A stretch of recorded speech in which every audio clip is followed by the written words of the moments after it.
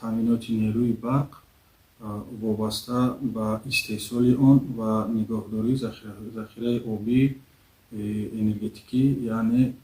захираи об ва иқтидори истеҳсолӣ асосан ки аслан нерӯгоҳи барқи обӣ норад мебошад, вобастагӣ дорад. ва чӣ ки дар боло қайд кардем, барои нигаҳдорӣ ва таъминоти ояндаи нерӯи барқи муштариён аз тарафи ҷамъияти саҳомии кушодаи барқи тоҷик барои истифодабарӣ ба шабакаҳои тақсимоти барқ як ҳаҷм, яъне меъёри муқаррарӣ барои истифодабарӣ барои ба аҳолӣ таъмин намудани нерӯи барқ ирсол менамояд, ки вобаста ба он меъёри додашуда шабакаҳои тақсимоти барқ мунтазам ҳисобу китоби худро карда барои мардум шуруъ аз санаи 22 сентябри соли ҷорӣ аз саҳар аз соати 5 то соати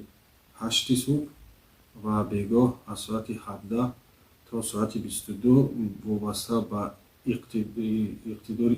истифодабарии аҳолӣ то соати 11 таъминоти нерӯи барқ ҷорӣ шудааст ва ҳамзамон таъминоти нерӯи барқ дар шаҳру